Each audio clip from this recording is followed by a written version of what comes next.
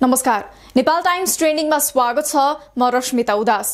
2 दिन अघि अमेरिकी सहयोग परियोजना एमसीसीका विरुद्धमा काठमाडौँमा आयोजित 8 दलको विरोध प्रदर्शनमा सत्तारूढ दल जनमोर्चा नेपालका अध्यक्ष चित्रबहादुर केसी अमेरिका विरुद्ध खनिए। उनले भनेका थिए, अमेरिकाले एमसीसी खसी भनेर देखायो र अहिले नेपाललाई फर्सी भिडाउन खोजिरहेको छ।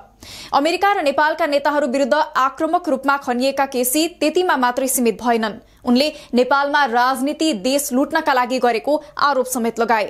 अध्यक्ष केसीले अहिले सरकारमा भागबण्डाको काम मात्रै भइरहेको बताउँदै देश र जनताको रक्षा गर्ने जिम्मेवारी माफिया र तस्करहरूका हातमा सुम्पिएको बताए। अमेरिकाले सहयोग गर्ने बहानामा नेपाली जनताबाट पैसा लुट्ने षड्यन्त्र बनाएको उनले बताए। अध्यक्ष केसीले अमेरिकी साम्राज्यवादले जबरजस्ती एमसीसी बोकाएर नेपालमा आफ्नो रोटी सेक्ने षड्यन्त्र गरिरहेको आरोप समेत लगाए। सत्तारूढ दलमा रहेर सडक तताउँदै जनतालाई पनि सडकमा एमसीसीको विरोध गर्न आह्वान गर्ने केसीले भने जस्तै गरी अहिले अमेरिकाको एमसीसीसँग जोडिएको भित्री रहस्य खुल्दै गएको छ। द्विपक्षीय सम्बन्ध विस्तार र सहयोग आदान प्रदानका लागि नेपाल भ्रमणको त परै जाओस्, समकक्षीलाई बिरलै फोन गर्ने अमेरिकी सरकारका मन्त्रीले नेपालका शीर्ष नेतालाई फोन गरी एमसीसी पास गर्न दबाब दिएका छन्। यस विषयमा उनले चीनलाई समेत जोडेका छन्। अमेरिकाको इन्डो पेसिफिक सैन्य रणनीति अन्तर्गत नै एमसीसी रहेको आशंकाका बीच सहयोग सम्झौता मात्रै रहेको बारम्बार बताउँदै आएको अमेरिकाले अहिले भने एमसीसी पास गर्न खुलेर नेपाललाई दबाब दिन सुरु गरेको छ। अमेरिकाले एमसीसी पास नभए नेपालमा चीनको हस्तक्षेप ठहर हुने भन्ने प्रतिक्रिया दिनुले एमसीसीका विषयमा झनै आशंका उब्जाएको छ।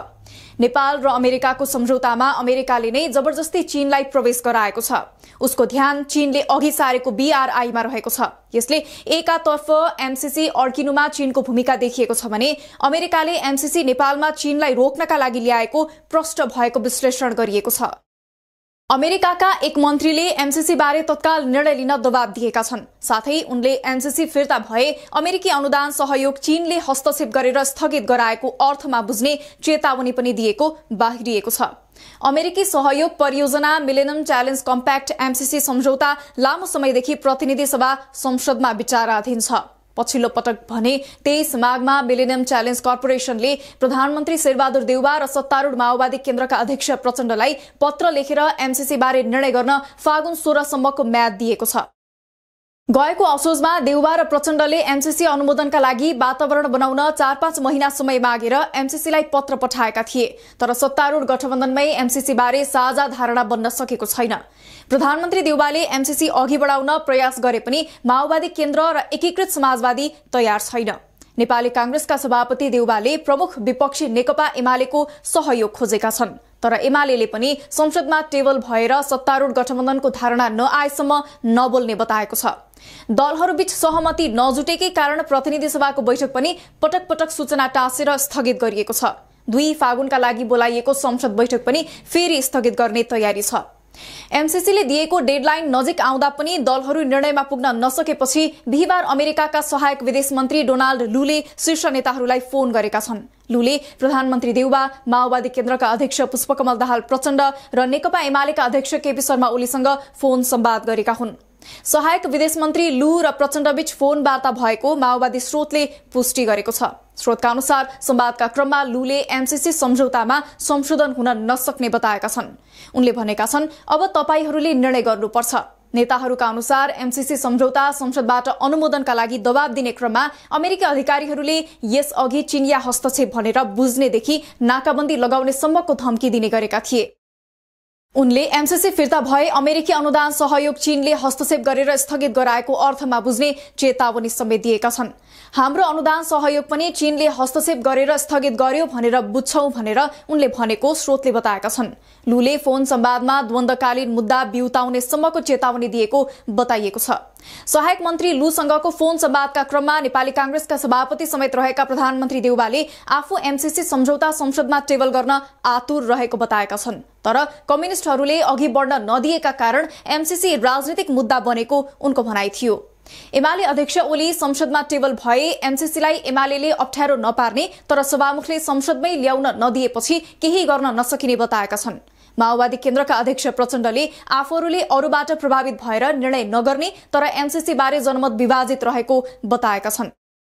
बालबाटा स्रोतका अनुसार काठमाडौँ स्थित अमेरिकी दूतावासले फोन संवादको संयोजन गरेको थियो। अनुमोदनमा ढिलाइ भएको भन्दै लुले गत मङ्सिर 1 देखि 3 गतेसम्म नेपाल भ्रमण गरेर नेता तथा अधिकारीहरूसँग संवाद गरेका थिए। त्यसअघि भदौ 24 देखि 28 गतेसम्म एमसीसी उपाध्यक्ष फातिमा सुमार काठमाडौँमा आएकी थिइन्। देउबा र दाहालले असोज दोस्रो साता एमसीसी मुख्यालयलाई पत्र लेखी सम्झौता अनुमोदन गर्ने प्रतिबद्धता गर्दै 4-5 महिना मागेका थिए। विपक्षी एमाले अध्यक्ष ओलीले सत्ता गठबन्धनको धारणा आएपछि उपयुक्त निर्णय लिने बताउँदै आएका छन्। बिहिबार एमसीसीका लागि निर्णय गर्न माओवादी केन्द्रका अध्यक्ष प्रचण्डले गरेको फोन संवादको आग्रहमा पनि ओलीले बहुमत रहेको सरकारले प्रतिबद्धता जनाए अनुसार पास गर्न चुनौती दिएका थिए। ओलीको यो प्रतिक्रियालाई प्रचण्डको सचिवालयले गैर जिम्मेवार भनेको छ। बिहिबार साँझ ओली र प्रचण्ड बीच भएको टेलिफोन कुराकानीका क्रममा एमसीसी बारे सत्तापक्ष र प्रतिपक्षको मानसिकताबाट माथि उठेर छलफल गर्न प्रचण्डले आग्रह गरे पनि ओली गैर जिम्मेवार बनेको सचिवालयको आरोप छ। एमसीसीका विषयमा सत्ता गठबन्धनमा नै दरार उत्पन्न भइरहेका बेला नेकपा एकीकृत समाजवादीका अध्यक्ष माधव कुमार नेपालले एमसीसीलाई अहिलेकै अवस्थामा समर्थन नगरिने बताएका छन्। वीरगञ्जमा एक पत्रकार सम्मेलनमा बोल्दै नेता नेपालले भनेका छन्, यथास्थितिमा एमसीसीलाई आँखा चिम्लेर समर्थन गर्न सकिँदैन, यो हाम्रो प्रष्ट धारणा हो। एमसीसी बारे सहमति नजुटे सत्ता गठबन्धन नै टुट्ने आशंका चलिरहेका बेला सत्ता गठबन्धनकै मुख्य घटक नेकपा एसका अध्यक्ष नेपालले भने एमसीसी बारेमा कुरा मिलेन भने गठबन्धन टुट्छ भन्ने आशंका पनि गरिएको छ। गठबन्धन टुटिसकेपछि चुनावमा सँगै नजाने पो हो कि भन्ने प्रश्न पनि उठेको छ। तर यी सबै चुनौतीको सामना गर्न हामी तयार छौं।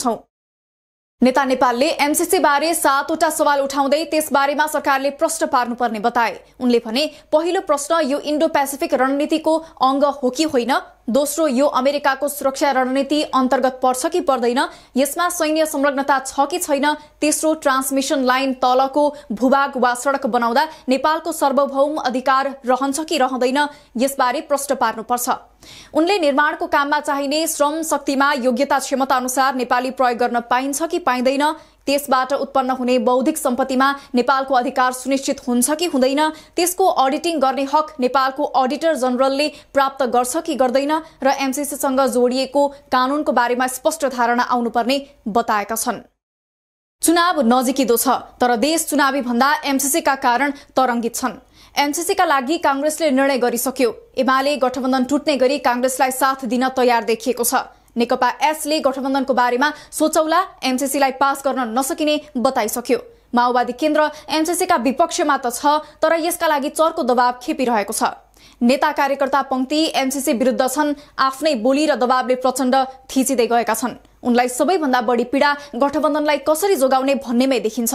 यस्तो बेला अमेरिकी मन्त्रीले खुलेआम एमसीसी लिनै पर्ने गरी धम्क्याइरहेका छन्। सबैभन्दा ठूलो शंका लिन्न भन्दा भन्दै किन दबाव आयो भन्नेमै देखिन्छ। यस्तै एमसीसी अस्वीकार्य भए त्यसको दोष चीनलाई दिने बताउनुको अर्थ के हो? अब एमसीसी के होला? कांग्रेस र एमालेको नयाँ गठबन्धन बन्छ? अमेरिकालाई खुसी पार्न कुन कुन दल लाग्लान्? तपाईको विचार अवश्य व्यक्त गर्नुहोला। ताजा खबरहरू नेपाल टाइम्सको अनलाइन पोर्टल www.nepaltimes.net मा पनि गएर हेर्न सक्नुहुनेछ। यस्तै हाम्रो फेसबुक पेज र युट्युब च्यानल पनि अवश्य भिजिट गर्नुहोला। तपाईले गर्नुभएको लाइक, कमेन्ट, शेयर र सब्स्क्राइबका लागि धेरै धन्यवाद। नेपाल टाइम्स हेर्दै गर्नुहोला। नमस्कार।